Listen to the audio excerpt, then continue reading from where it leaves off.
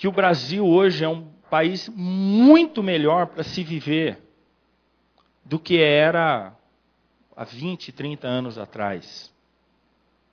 Eu tenho 2 irmãos, tenho uma sobrinha que moram fora do país há muito tempo. Meu irmão morava há muito tempo na Itália, voltou para cá, porque ele está muito difícil viver na Europa. A minha irmã mora na Alemanha. A Alemanha é um governo que praticamente paga quase todas as coisas, saúde, tudo para o povo. Ela diz que está muito difícil viver aqui na Europa. Está muito difícil viver na Alemanha. As pessoas têm melhorado. Você sabe disso, você tem experimentado isso. Você tem melhorado de vida. Você tem melhorado as possibilidades da sua vida e tudo mais. A minha posição pessoal em relação a isso é que eu creio integralmente de que o resultado e a razão disso está acontecendo é por causa do crescimento da igreja evangélica aqui no país. Porque eu não canso de ler na palavra de Deus que às vezes por causa de uma pessoa que levava Deus a sério, toda uma comunidade era abençoada por causa daquela pessoa. Um povo que resolveu levar Deus a sério influenciou todo um país. E Deus sabe que ele era capaz de usar somente o filho dele, e esse filho treinar 12 pessoas, e essas 12 pessoas cheias do Espírito, levando uma vida piedosa, elas podiam impactar um mundo inteiro.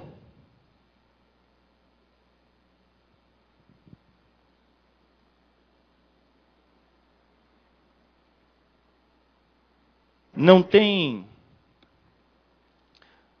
uma vez que a Paty e eu, quando estamos nos Estados Unidos, não façamos um comentário de algo que nos chama a atenção. Os Estados Unidos está passando por um momento muito difícil, financeiramente. As pessoas estão assustadas. Eu nunca tinha visto um americano, na hora de trocar o seu carro, preocupado com a economia do carro. Quantos quilômetros esse carro faz, ou quantos quilômetros ele vai fazer por galão? Essa é uma pergunta desnecessária para o americano há anos atrás.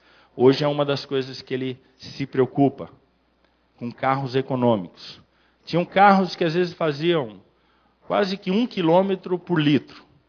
Era uma barca, um negócio enorme, mas o americano estava com problema com isso aí. Era barato. Eles se preocupam com isso. Nós temos contato com muitos missionários que sempre tiveram muita tranquilidade com relação a sustento. Eles dão relatórios para nós de que a coisa tem ficado cada vez mais difícil. As igrejas e as missões americanas têm pedido para que seus missionários voltem, porque elas estão sem condições de mantê-los lá fora.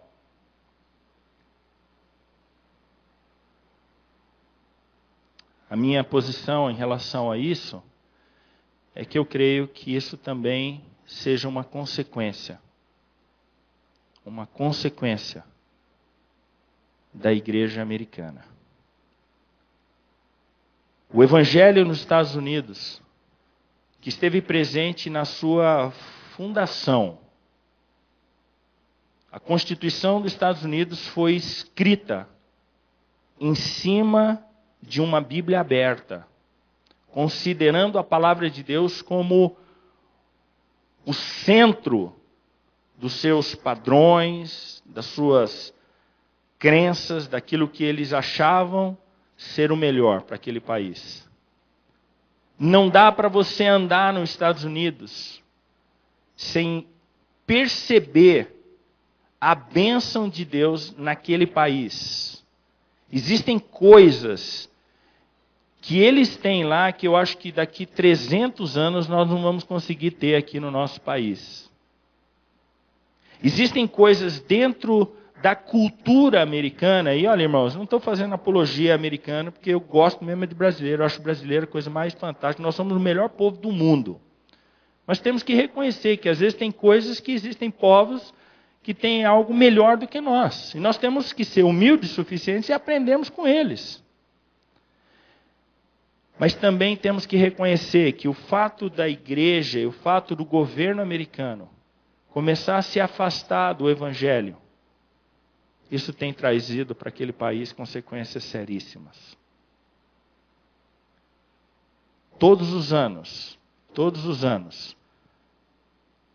desde o 11 de setembro, e não acho que foi ali que foi o começo, mas isso já é um fato agora, é um dado. Todos os anos, depois do 11 de setembro, não houve nenhum ano que os Estados Unidos não tenha passado por uma grande tragédia. Seja maremoto, terremoto, seja um acidente, seja alguma coisa acontecendo ali. Quando eu assisto a notícia de que um jovem entra na escola e sai atirando em crianças, irmãos, isso não é normal. Isso não é normal.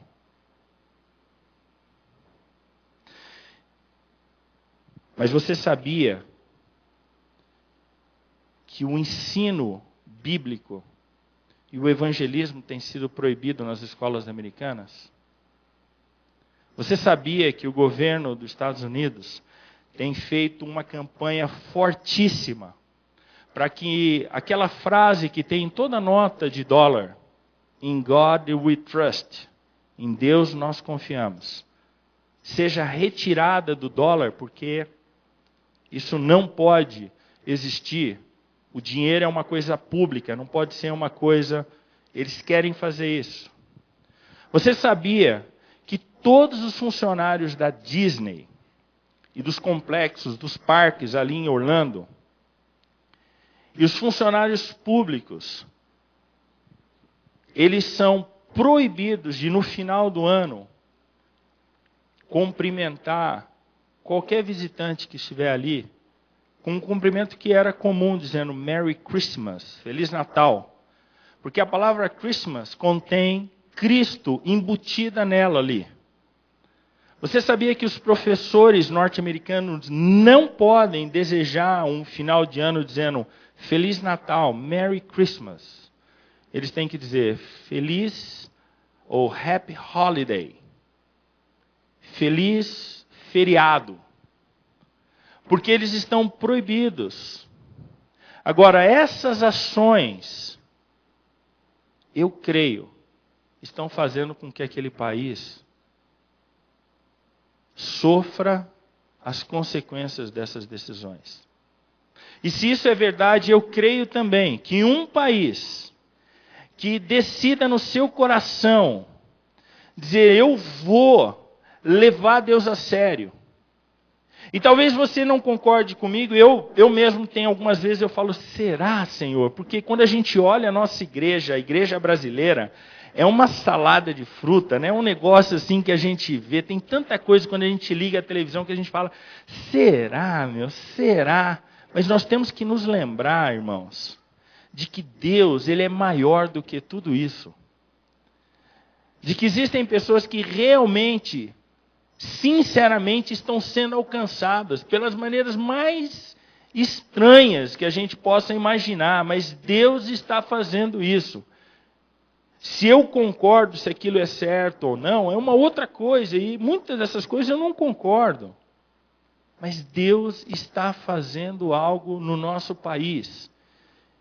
E quando você decide no seu coração dizer, Deus, eu vou ser um cristão, vou ser um filho piedoso.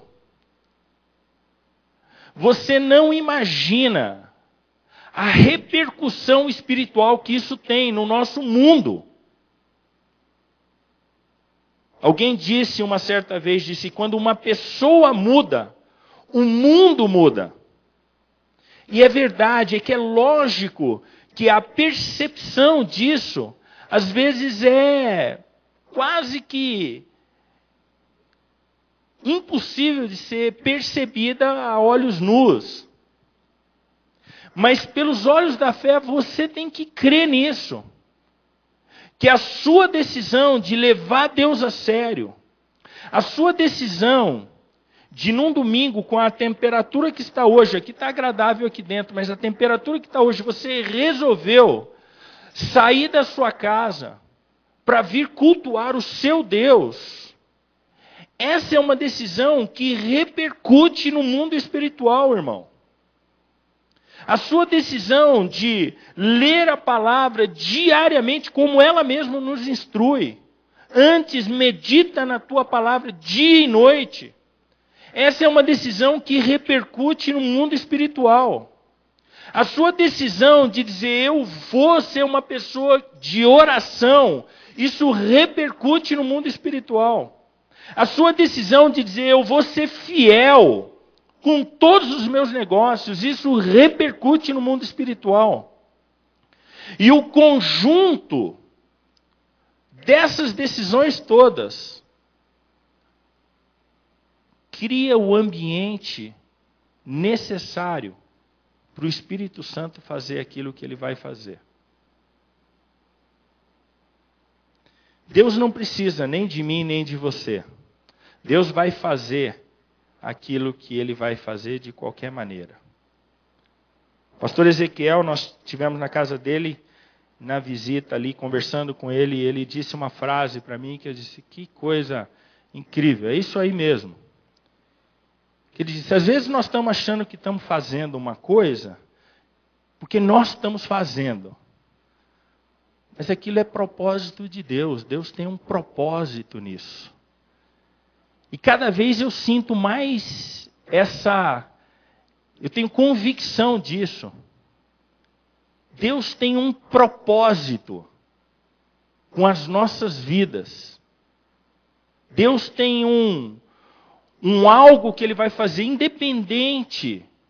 E como os jogadores de futebol gostam de falar, comigo ou semigo, eu vou fazer. Deus vai fazer. Mas irmãos, olha o privilégio que nós temos. Nós podemos participar disso. Daquilo que Deus vai fazer. Eu contei sobre uma das estratégias que nós estamos fazendo e preparando e treinando igrejas para a Copa do Mundo. Porque não vai ter lugar para hospedar todo mundo. Você sabia que se você hoje entrar na internet ou mandar um e-mail para qualquer hotel no Rio de Janeiro, tentando um lugar para a Olimpíada, em 2016, não há nenhum lugar mais. Você estava querendo ir para lá? Então, não tem mais lugar. Não, mas eu vou pagar. Não tem mais lugar. Todos os lugares estão já locados.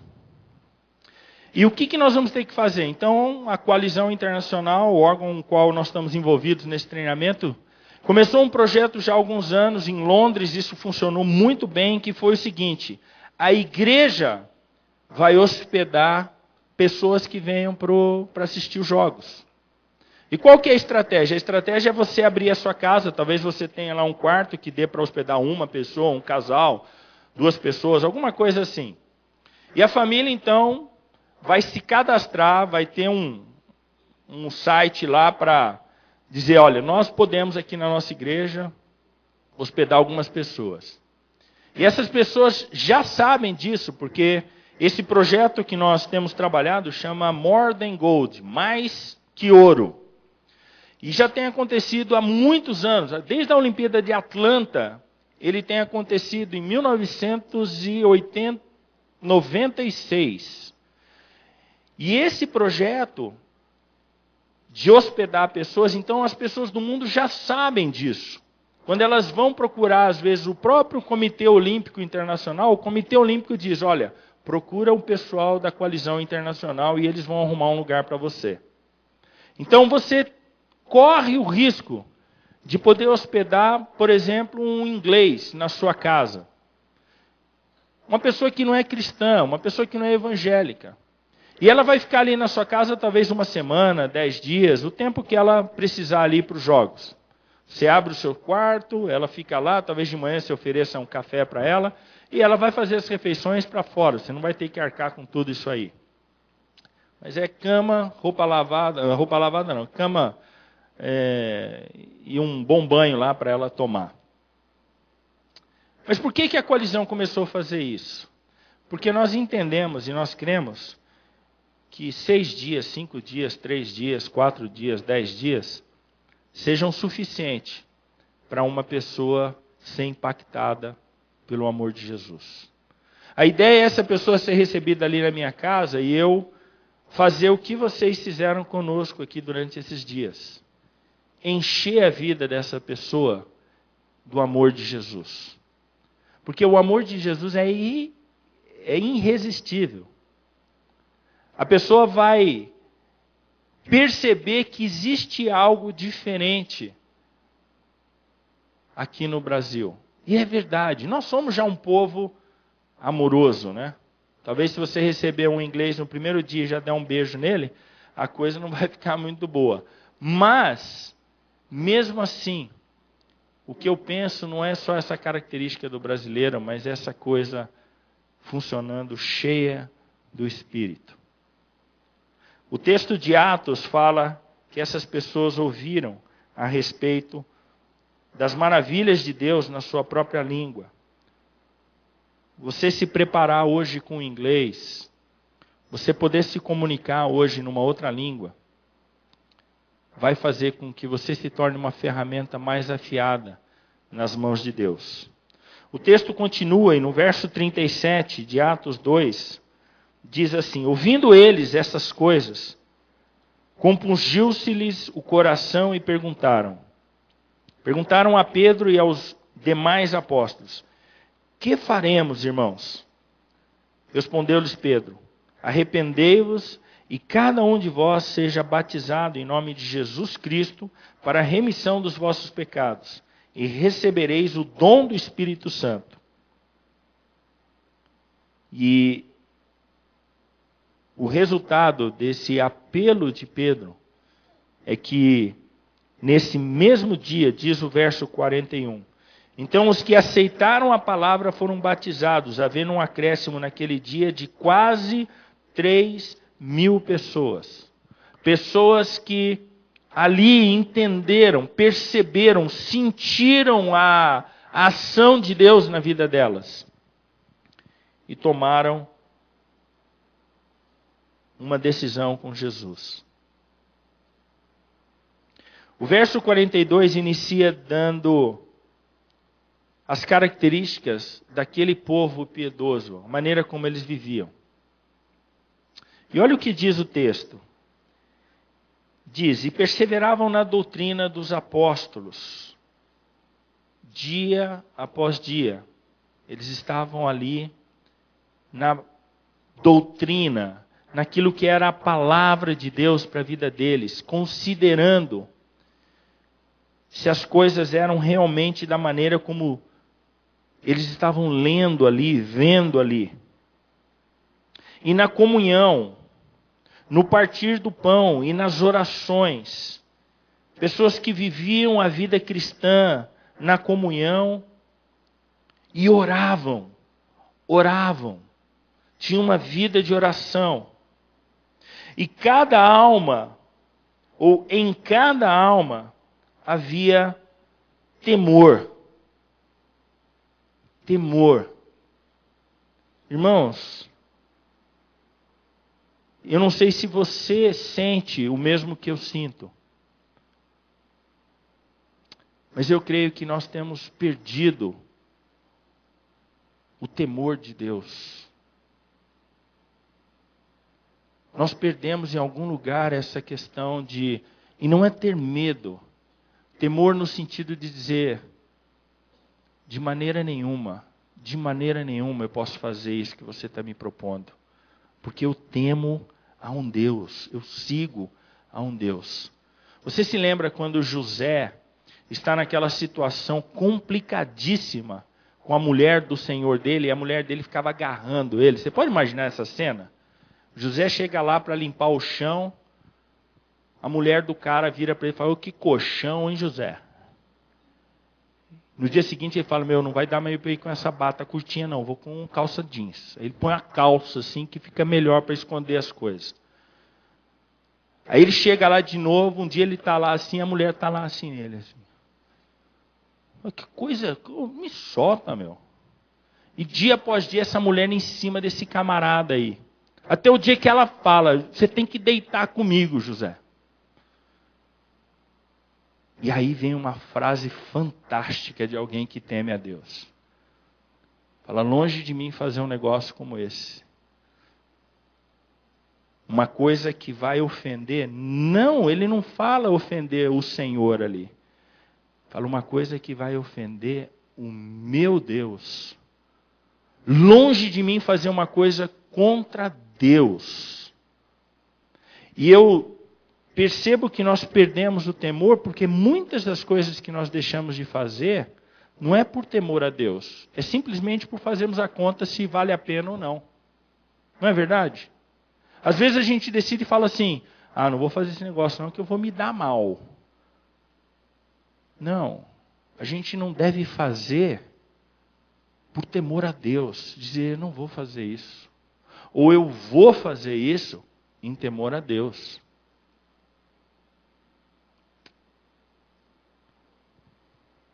Esse povo vivia assim. Um povo que não negociava a palavra de Deus. Eles perseveravam na doutrina, não só no estudo, mas eles perseveravam em seguir. É isso que Deus disse, é isso que vai ser. Nós temos uma oportunidade, eu creio ainda, nós temos uma oportunidade muito grande, irmãos, de revertermos um quadro que tem se repetido no Brasil.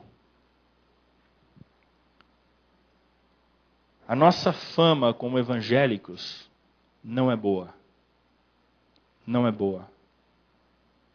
Só que nós que vivemos aqui, sabemos que não é uma verdade absoluta o que dizem a nosso respeito.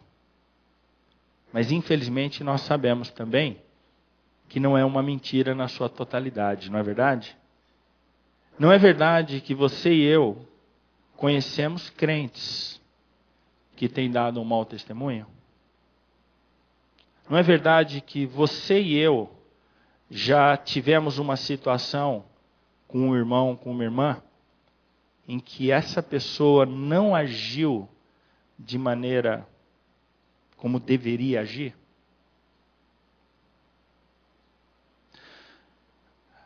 Agora prepare o seu coração, porque eu quero dizer algo que Deus falou comigo.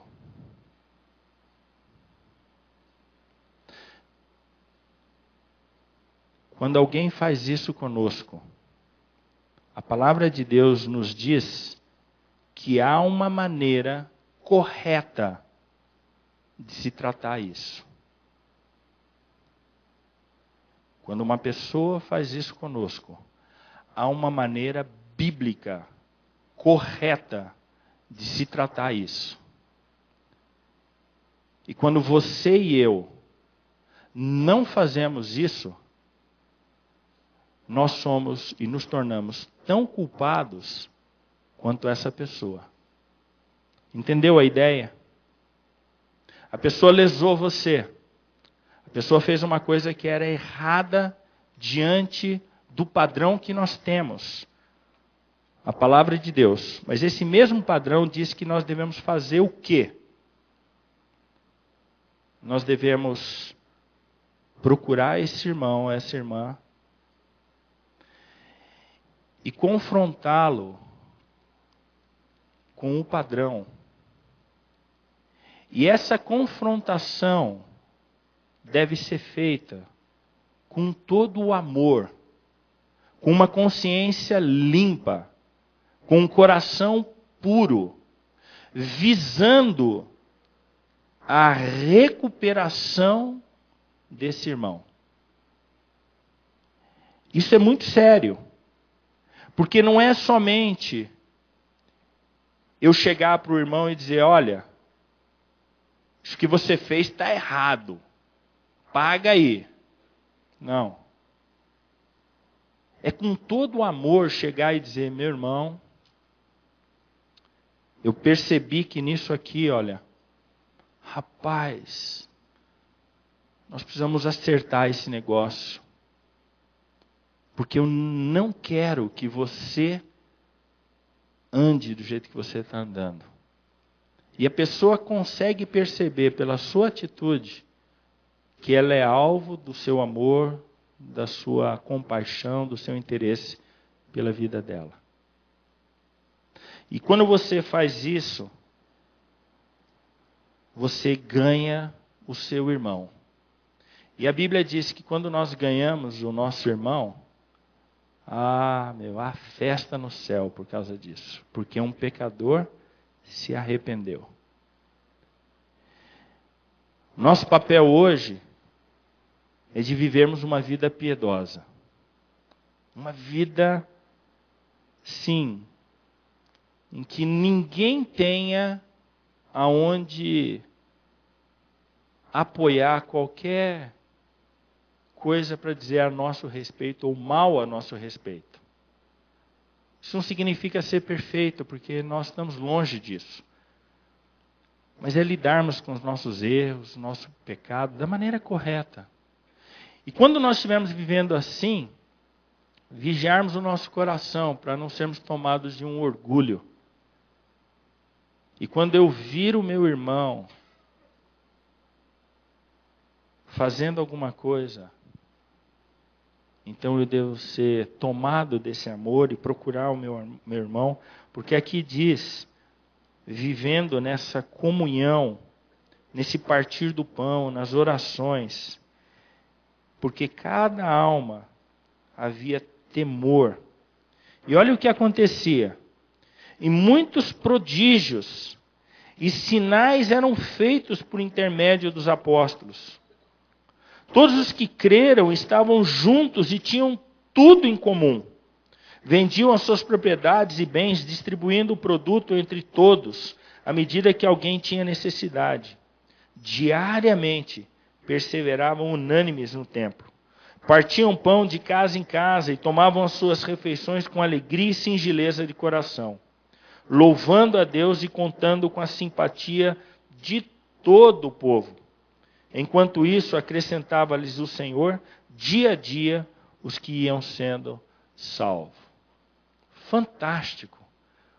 Pode imaginar a nossa igreja vivendo desse jeito? Você pode imaginar as pessoas falando assim: rapaz, eu vou para o Brasil. Por quê? Rapaz, porque quando eu vou lá, eu volto de um jeito que eu não volto, não voltava, eu não volto de nenhum outro lugar. É poder a pessoa sentir o que eu disse que nós estamos sentindo agora. A gente vem para Araraquara e a gente volta totalmente revigorado. Por causa do que você fez conosco, do que você faz conosco. Do que a igreja está fazendo. Agora imagina a gente ampliar isso para o mundo, gente. E as pessoas virem para o Brasil e dizer: eu estou em paz. Porque eu conheci aquele que pode me dar paz. Esse tem sido o sonho das nossas vidas. Eu espero estar vivo em 2014, em 2016. E espero que o Senhor me permita ver aquilo que nós temos crido, que a igreja no Brasil, ela vai realmente ser usada de maneira fantástica, de maneira extraordinária, para um mover do mundo inteiro, do evangelho no mundo inteiro. Eu creio que em 2014 e 2016 nós vamos ter a maior cruzada evangelística do mundo, ou do Brasil, em todo o tempo. Nunca no país eu acho que nós tivemos uma oportunidade tão boa como essa. Mas isso não vai parar em 2016. Por isso, quando nós estamos realmente envolvidos em viver essa vida, isso causa um impacto que é um impacto que vai continuando e continuando. Eu quero terminar contando para você uma história que eu ouvi numa dessas conferências que nós fomos, de um missionário que esteve aqui no Brasil e nos contou a respeito daquilo que está acontecendo com o islamismo. Ele é da Rússia e ele veio ao Brasil justamente para pedir que nós, os brasileiros, ajudássemos a Rússia, porque a Rússia vai ser a próxima sede de Olimpíada. E depois a Copa do Mundo vai para o Catar, em 2018 e 2020. E esse missionário russo deu o seguinte prognóstico para nós. Disse: em 2 anos, a Rússia provavelmente toda vai ser muçulmana. Em 2 anos. Se a Rússia não tiver um mover de Deus ali.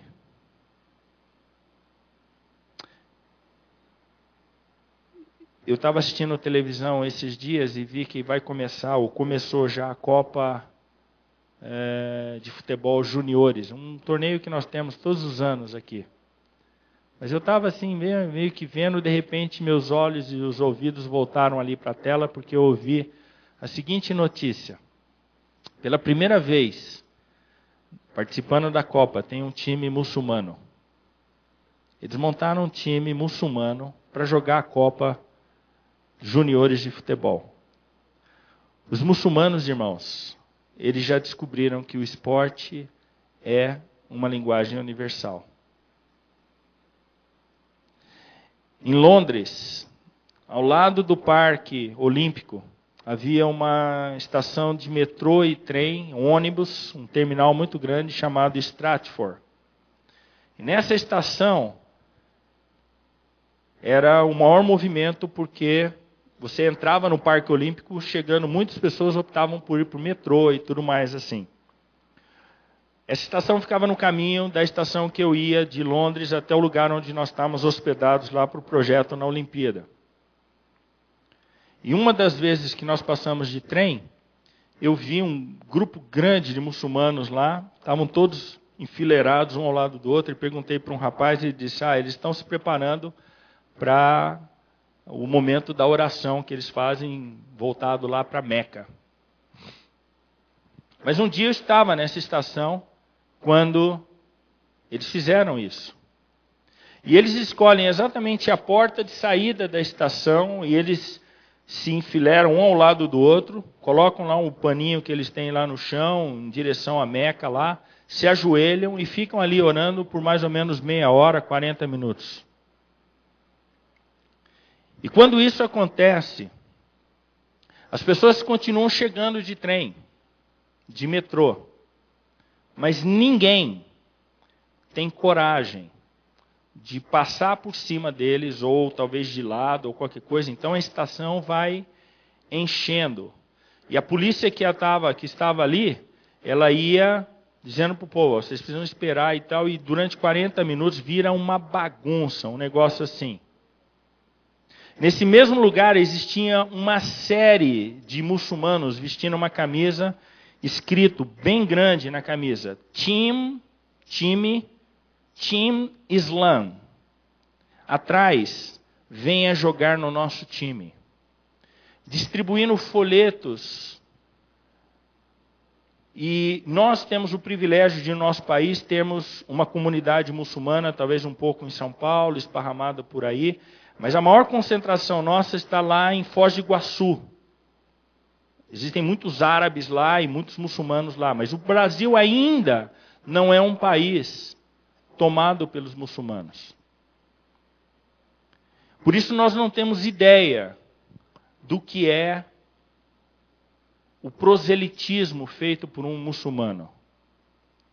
Aquelas coisas todas que a gente vê na televisão, da violência e tudo mais. Irmãos, eu pude ver uma verdadeira guerra santa nessa estação. Cristãos com as Bíblias nas mãos lá, meio que discutindo e brigando e e gritando e pregando alto. Sabe aquelas coisas da Praça da República em São Paulo, que a pessoa sobe e fica gritando e tudo mais? E os caras do Slams com caixa de som e tudo mais, falando e cantando aquelas músicas que eles cantam e tudo mais. E quando eu vi isso, eu disse: não é isso. Não é isso. A igreja precisa estar preparada. Porque senão a única coisa que vai nos restar vai ser isso, sair para a rua, gritando e falando para as pessoas, mas não é isso. Por isso eu quero, em nome de Jesus, dizer para você que Deus tem realmente o propósito de usar o Brasil, porque Ele tem preservado a nossa pátria, Ele tem nos poupado desse movimento que é um movimento mundial. E eu não tenho dúvidas em perceber que hoje o inimigo tem se manifestado de uma maneira muito veemente em cima e por conta desse movimento islâmico.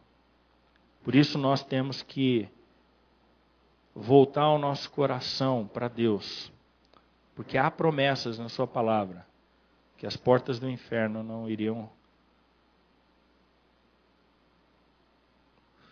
suportar, não iriam prevalecer contra o movimento do Senhor. Vamos orar?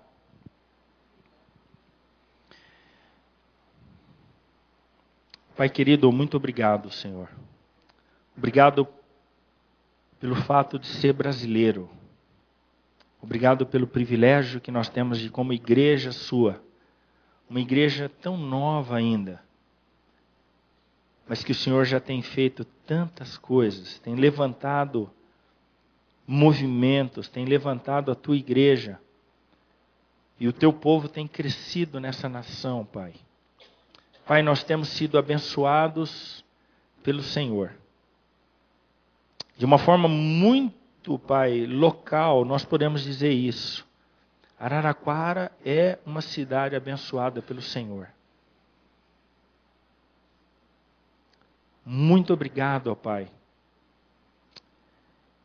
E queremos pedir que o Senhor nos ajude a vivermos o nosso dia a dia de uma maneira que a gente possa participar, contribuir, sermos usados pelo Senhor no propósito que o Senhor já vai realizar. Mas nós queremos ter o privilégio, ó Pai, de estarmos envolvidos com isso. Sermos os filhos obedientes, os filhos piedosos. Sermos os instrumentos que o Senhor deseja usar para aquilo que o Senhor vai fazer. Nós te louvamos, Pai. Nós te bendizemos. Nós queremos agradecer pela salvação que temos em Jesus. Salvação essa que trouxe uma diferença na nossa vida sem tamanho, sem precedentes. Nós te louvamos por isso. E pedimos que o Senhor realmente nos leve a cada vez mais a um compromisso maior com o Senhor. De comunhão, de temor, de oração, de obediência, Pai. Porque precisamos do Senhor. Pedimos isso e agradecemos, Senhor. Em nome de Jesus. Amém, Pai. Amém, Senhor.